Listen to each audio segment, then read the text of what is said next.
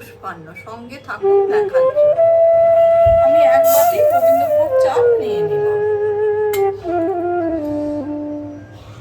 চালটাকে জল বদলে বদলে আমরা ধুয়ে নেবো 3 থেকে 4 বার।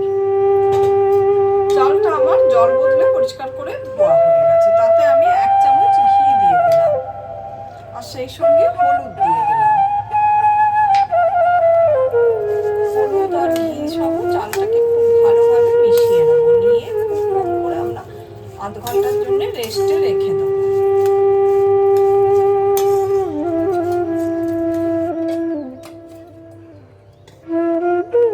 আমি ঘি দিয়ে দিচ্ছি।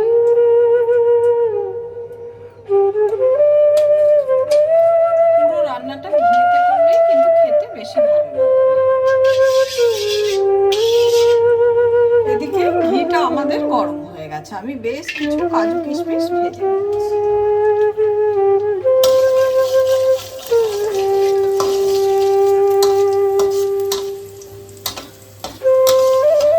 কাজু কিশমিশটা আমার প্রায় ভাজা হয়ে গেছে। এবার এটাকে আমি তুলে নিচ্ছি।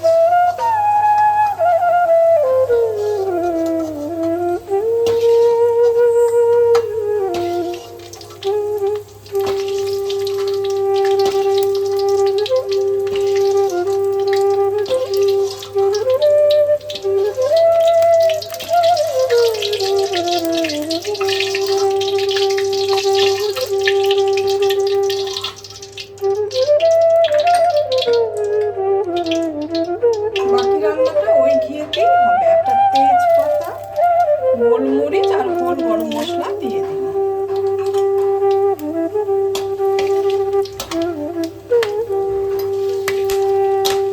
ফোড়নটা থেকে যেই সুন্দর গন্ধ বেরোবে তখন আমরা চালটা দিয়ে দেবো।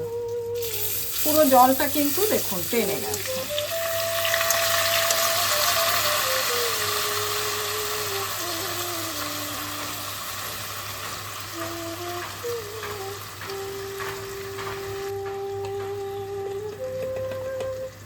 এবার আমরা কিছুটা হলুদ দিয়ে দিলাম আর আদা বাটা দিয়ে দিলাম।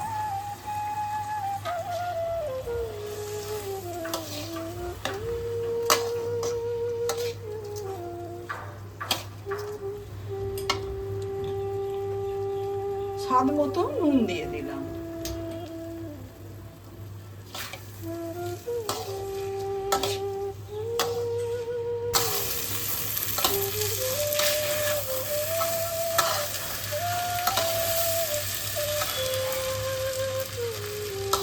চালটাকে কিন্তু ভালো করে ভাজতে হবে। যত ঝরঝরে করে ভাজা হবে পোলাওটাও কিন্তু ঝরঝরে হবে।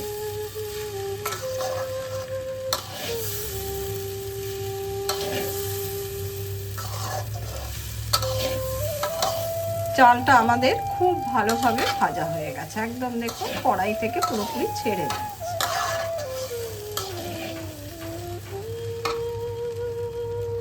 এই বাটির মাপে আমি 1 বাটি চাল নিয়েছি, তাই 2 বাটি জল দিয়ে দিচ্ছি।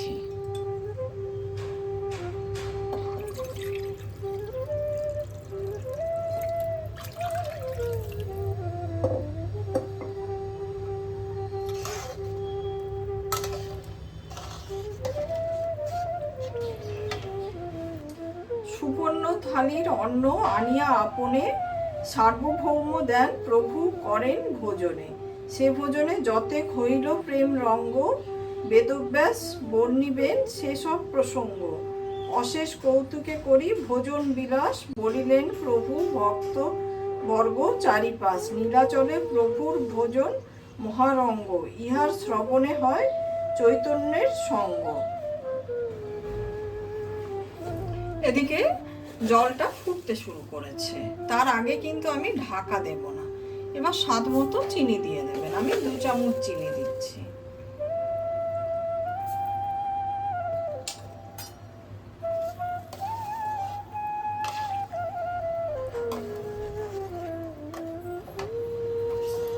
এইরকম যখন ফুটে যাবে তখন আমরা ঢাকাটা দেব। তার আগে কিন্তু ঢাকা দেব না।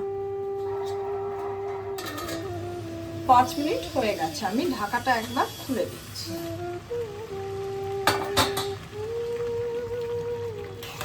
হালকা হাতে একটু নাড়াচাড়া করে দিচ্ছি।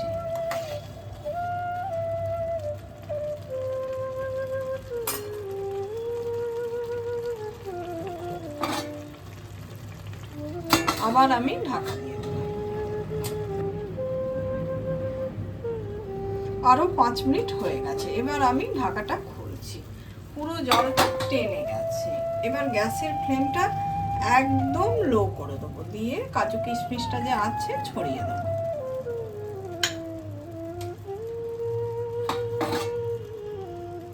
আবার আমরা ঢাকা দিয়ে দেবো। ঠিক এইভাবে আরো 10 মিনিট আমরা রেখে দেবো। আরো 10 মিনিট হয়ে গেছে। এবার আমি ঢাকাটা খুলে দিচ্ছি। পুরো জলটা টেনে গেছে।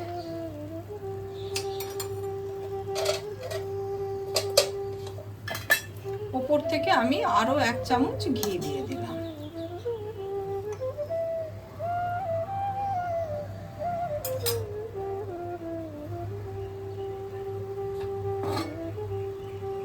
আবার আমি ঢাকা দিয়ে দিচ্ছি, দিয়ে গ্যাসটা অফ করে দেবো। দিয়ে আরো 10 মিনিট আমরা রেস্টে রেখে দেবো, তারপরে আমি ফেরত আসছি। এদিকে 10 মিনিট হয়ে গেছে। এবার আমি ঢাকাটা খুলে দিলাম।